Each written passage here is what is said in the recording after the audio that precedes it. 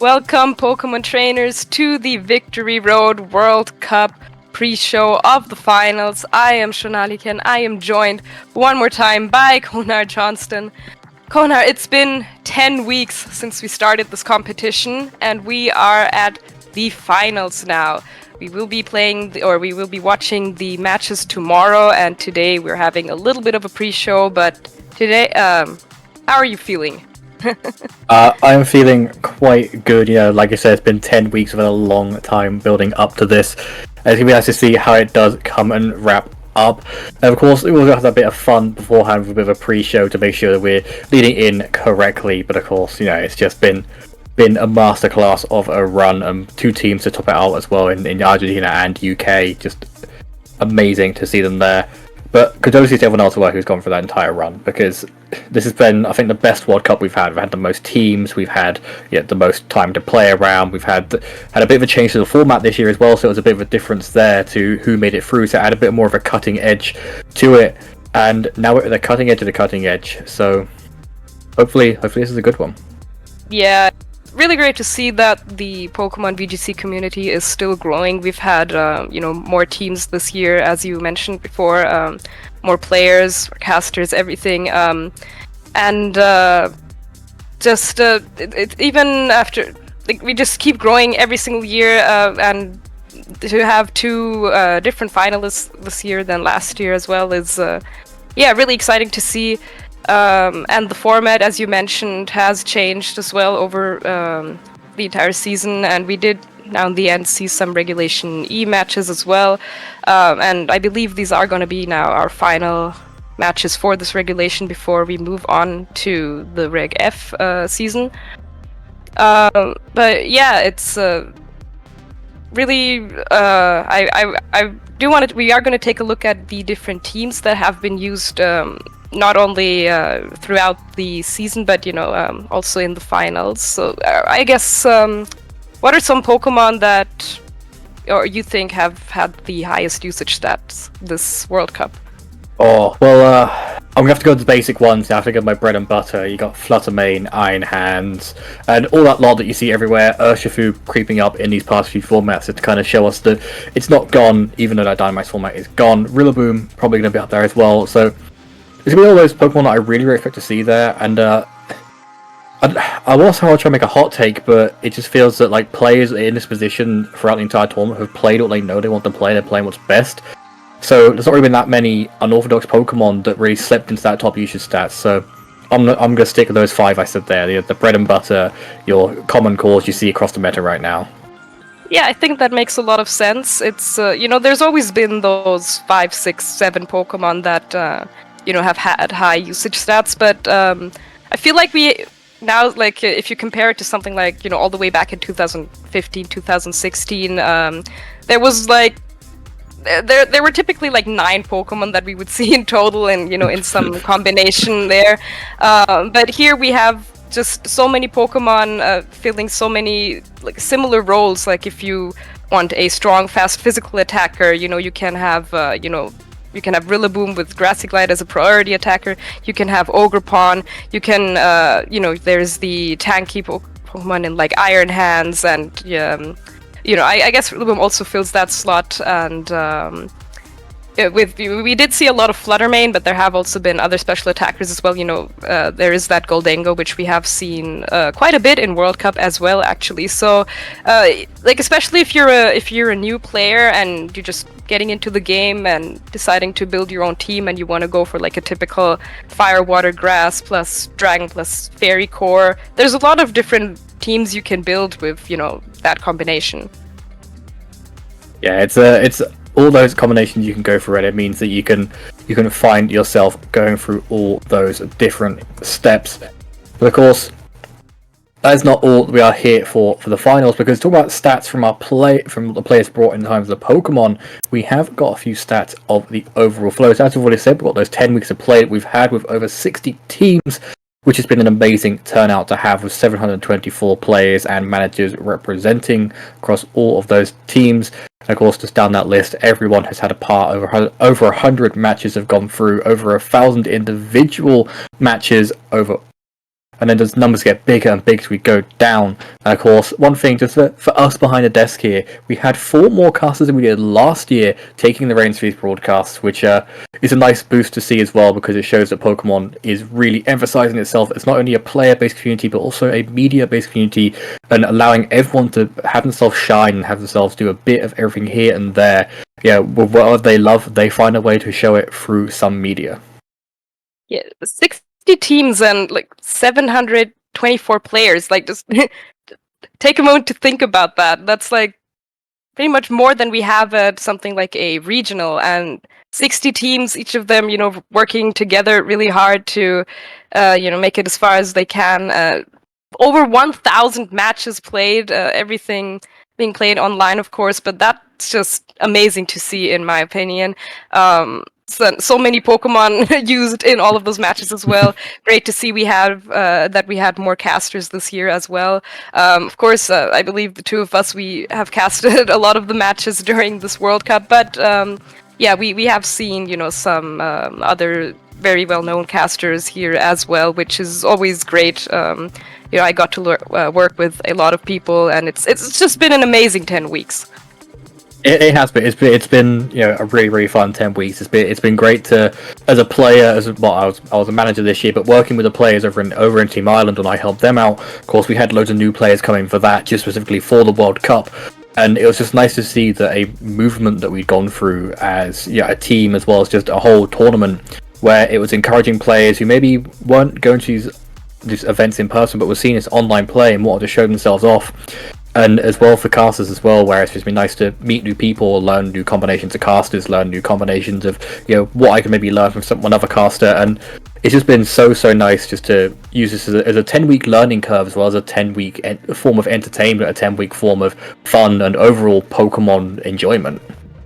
Yeah, and I know that to a lot of these people, they dedicated a lot of time and energy into preparing, for their best of threes every single week, because this is, unlike something like a Pokemon Regionals or an Internationals, it's not just you preparing to, battle for 9 rounds. It's an entire team working together. You want everybody to do their best, everybody to win their matches. So that can also be just as difficult to prepare for, even though it is just one single best of 3 for one person every week.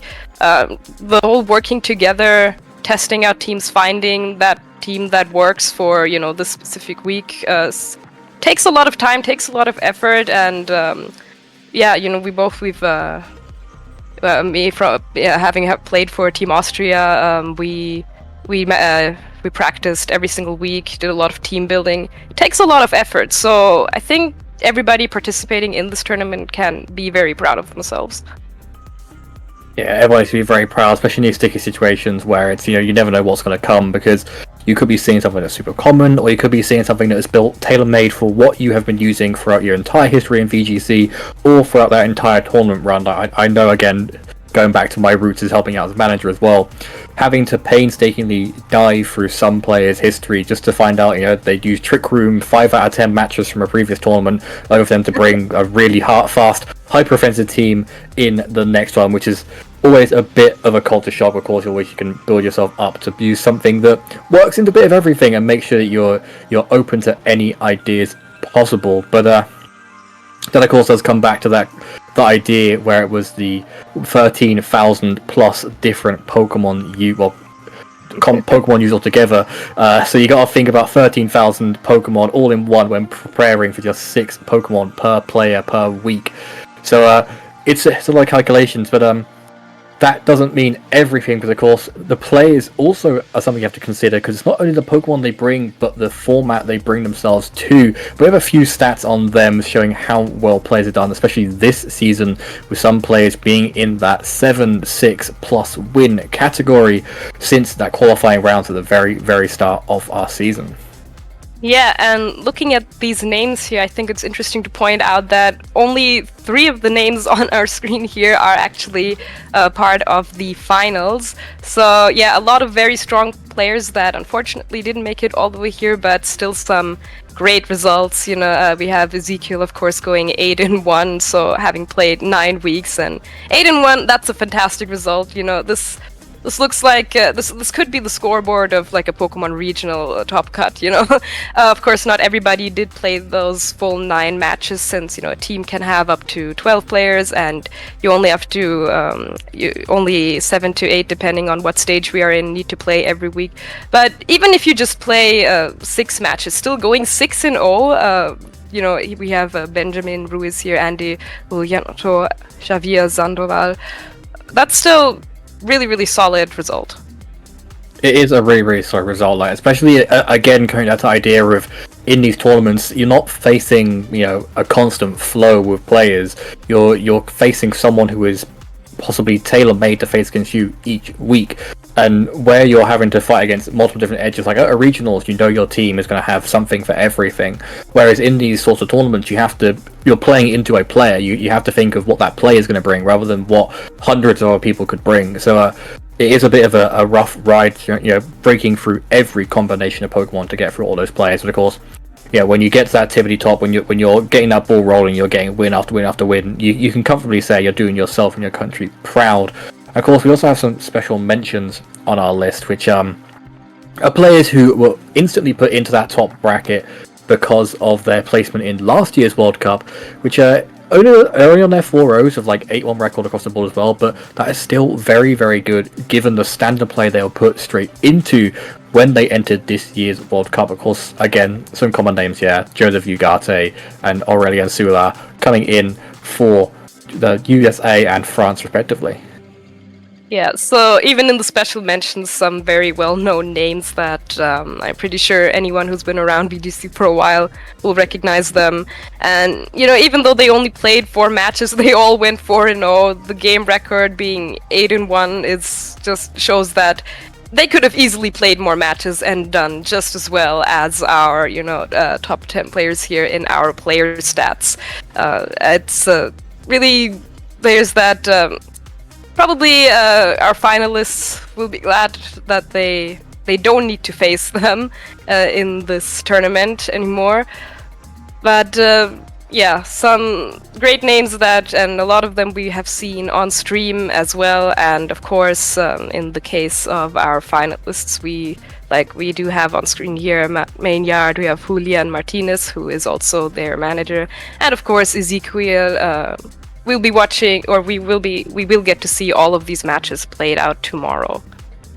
Yeah, get to see all of them tomorrow, and like you said, having your players in the finals on this leaderboard, it's a given that if you're that high in the tournament, you're going to have a lot of players higher up on these leaderboards. But seeing that a majority of that leaderboard, especially the top half of it, is covered by those players, is a very, very good sight to see. But of course, alongside those players who we are seeing, we have got some different rateages and some statistics for the Pokemon individually that have been used in this year's tournament, and some fun ones actually coming up here. One that catches my eye, I know it's at the very far end, but I will just cover it first. I can't wait to cover it because I know this is a big debate we have, is the Gastrodon stats. Of course, we have 63 pink to 46% blue in the win rate, which but it does reflect itself in a usage rate. 0.9 goes in favour of the blue Gastrodon. So it's good to see that our players using overall have the better Gastrodon, because you always got a bit of blue in your life. But of course, that is not all. Of course, we have got the rest of the statistics where we have got those typical contenders at the top there, and some fun ones on the overall win rates, which look quite spicy.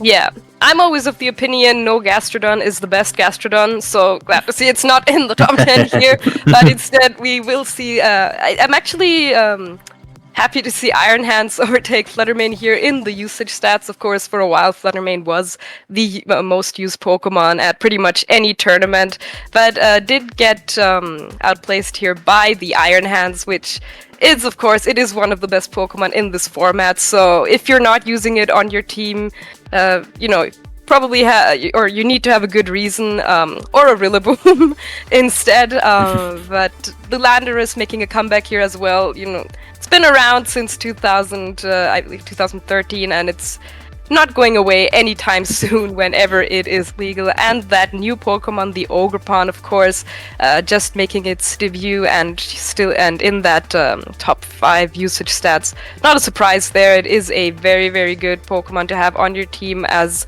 either a support or even just an offensive attacker. It's very flexible in that sense.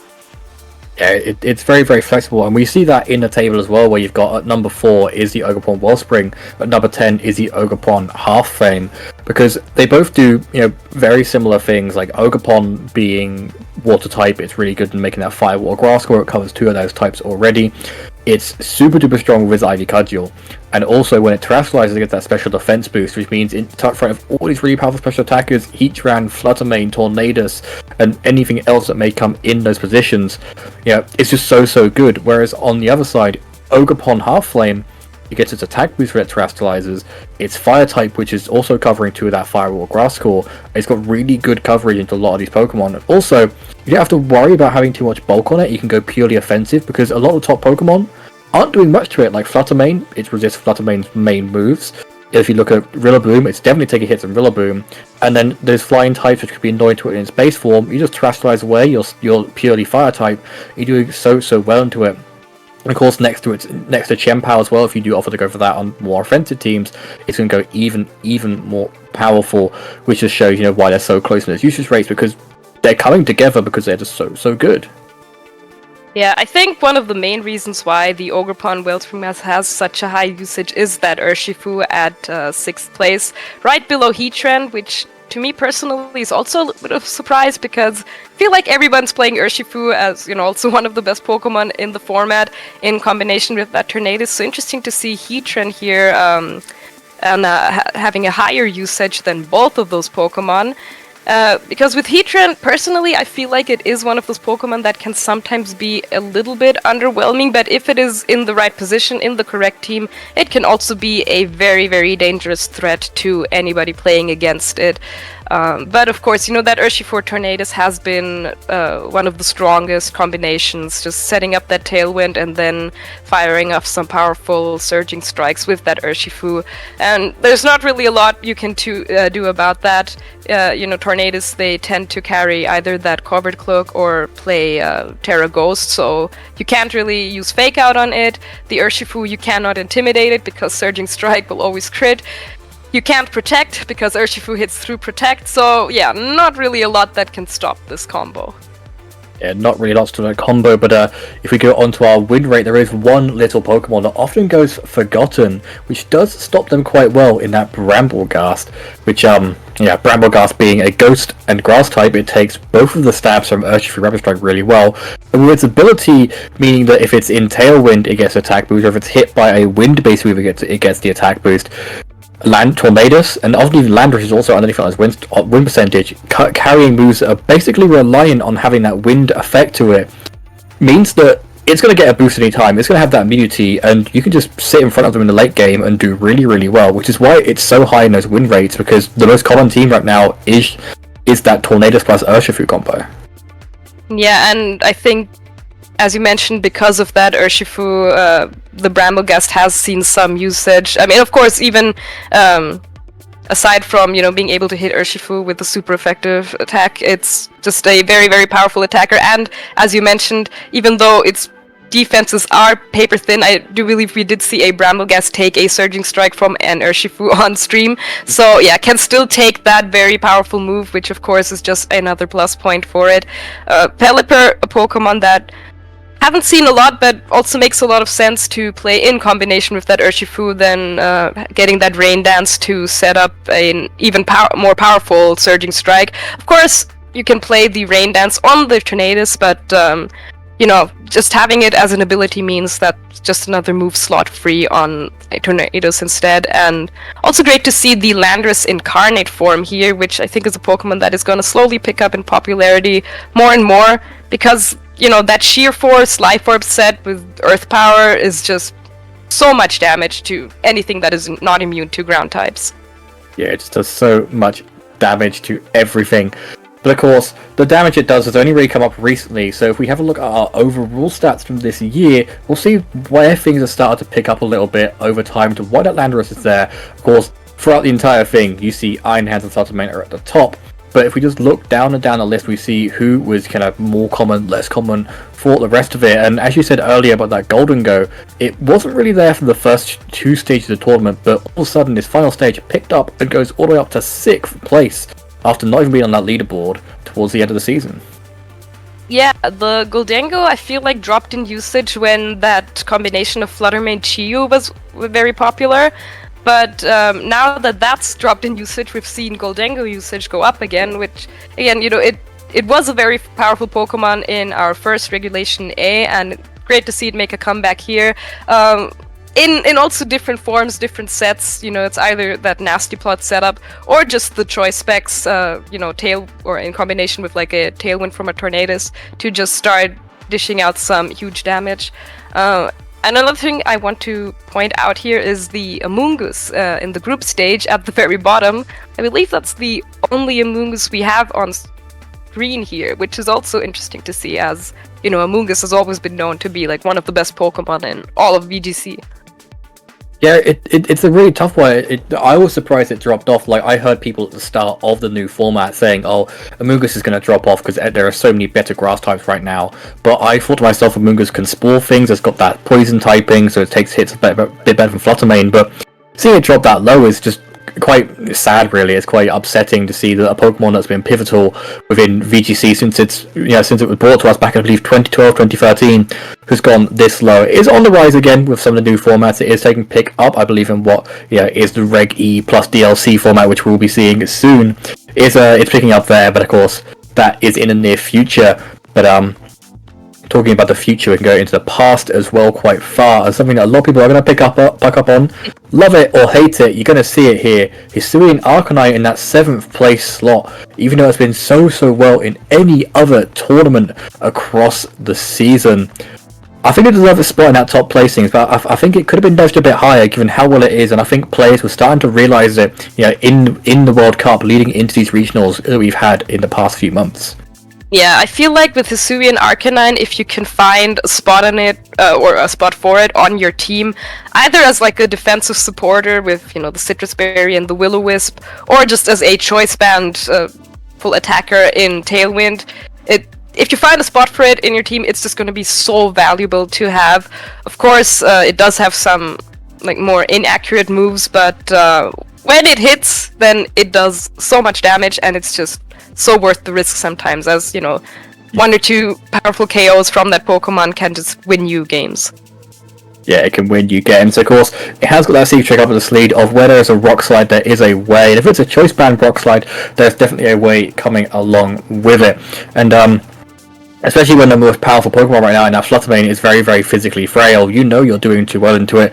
Of course, Urshifu does force it to have to terrestrialize or switch out, which is a bit annoying because, you then know that, okay, I have to wait for my damage, or you have to go for that instant, like, Terra normal, extreme speed, and maybe knock it out if it's a bit more of a fragile Urshifu.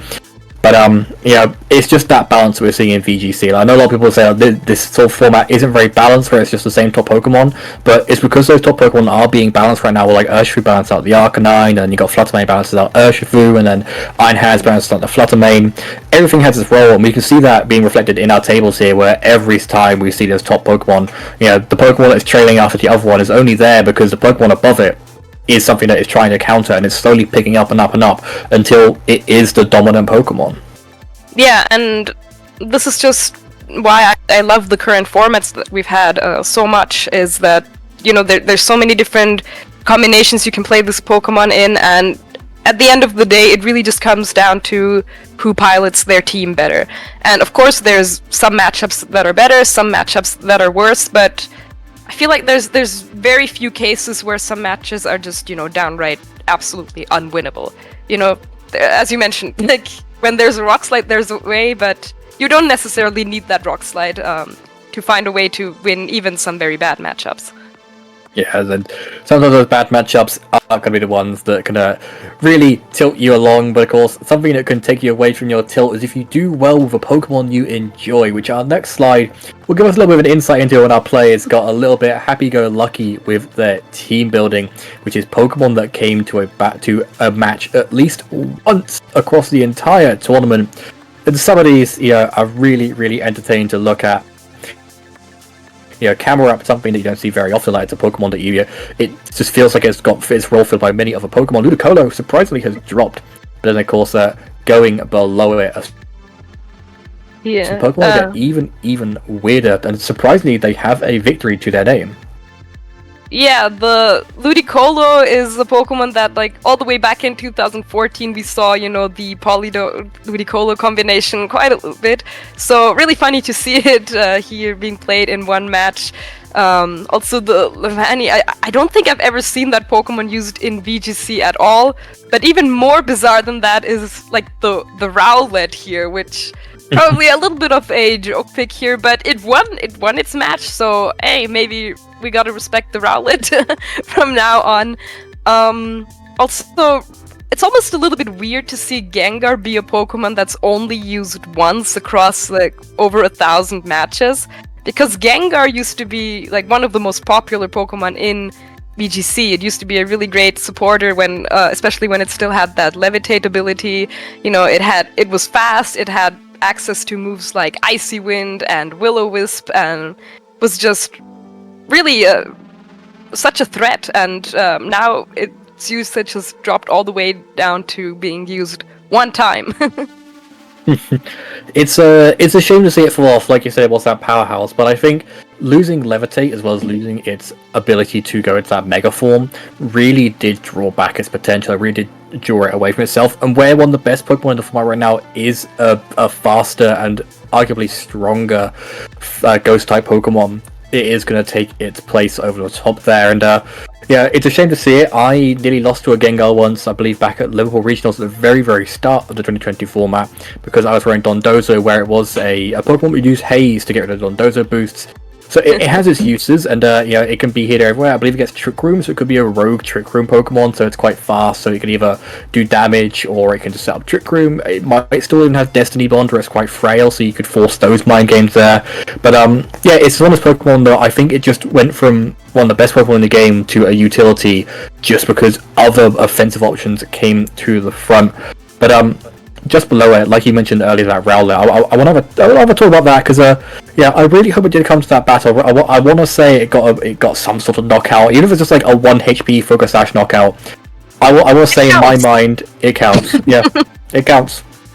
It counts. Whoever gets that, it could have also been an Urshifu with Aqua Jet, but Rowlet got that KO instead, and it counts. It got the KO, and that's all it needed. Yeah, I guess really funny to see something like a Rowlet here.